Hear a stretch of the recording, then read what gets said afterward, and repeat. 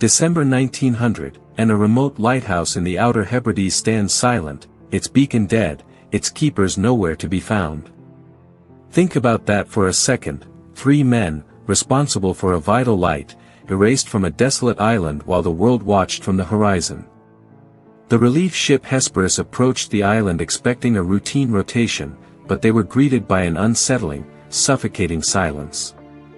No light signaled their arrival, no flags fluttered in the gale, and as the crew scrambled ashore, they felt a cold dread settle in their bones.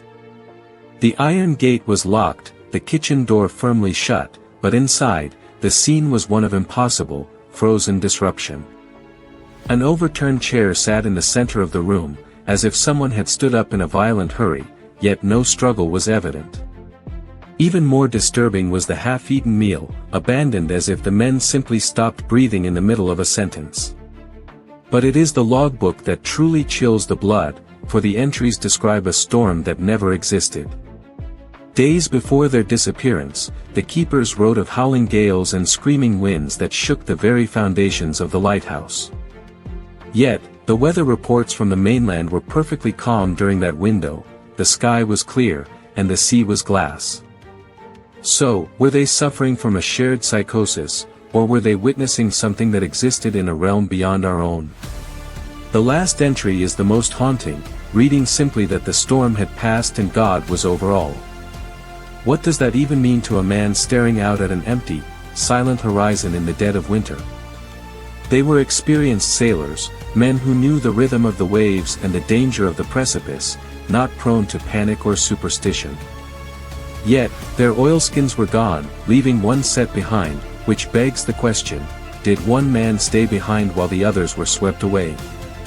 Or was there an intruder, something that arrived in the night and demanded their presence in the abyss? The investigators searched every inch of that rock, finding nothing but cold stone and the relentless wind. There are no bodies, no blood, and no signs of a natural disaster, just a lingering, heavy feeling that something was waiting there. Perhaps the most terrifying aspect is the sheer isolation of the Flannan Isles, where the nearest human soul is miles across a treacherous, unforgiving sea. Locals whispered of the spirit of the isle, ancient forces that resent the intrusion of light in their eternal darkness. It is a story that defies the logic of history, a case that police files from the era categorized as simply lost to be left alone. Why leave a case open? Because to admit we don't know is to admit we aren't in control. Could they have been abducted by a ship that vanished into the fog, or did they walk into the water of their own volition? Every hypothesis falls apart under the weight of the missing details, leaving us with nothing but a lighthouse that still stands, guarding secrets that refuse to speak. We look at the cold, hard facts and find only ghosts of a narrative that should have had a beginning, a middle, and an end.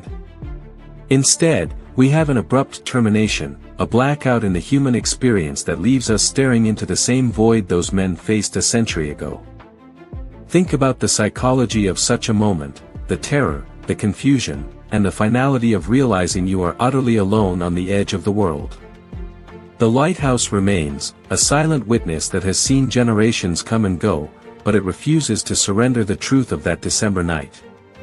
When you stand on those cliffs today, the air feels heavy, pressurized by the absence of 3 men who simply ceased to exist. Some mysteries are meant to be solved, but others are meant to remind us that there are still places on this earth where we do not belong.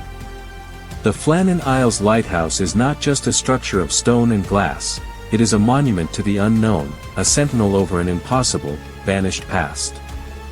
And in the quiet, you can almost hear the scratching of a pen, recording a storm that never blew, in a world that forgot to look for the truth. Until the sea gives up its dead or the stones begin to speak, the mystery of the Flannan Isles will remain, haunting the edges of our understanding. Because when the light goes out, sometimes it is not because the bulb has failed, but because something has arrived to put it out for good. Sleep well tonight, and remember that some doors are meant to stay locked, and some stories are better left in the dark. The story of the Flannan Isles ends here, in the silence of the North Atlantic, where the truth was swallowed by the tide long ago. For in the end, It isn't the presence of evidence that haunts us, but the chilling, undeniable reality of what is missing. What remains is only the wind, the waves, and the haunting, eternal question of what really happened to those men. Perhaps some truths are simply too heavy for the living to carry, destined to sink to the bottom of the sea, forgotten by time and man. The watch is over, but the mystery continues to burn, forever out of reach, in the cold, dark silence of the island.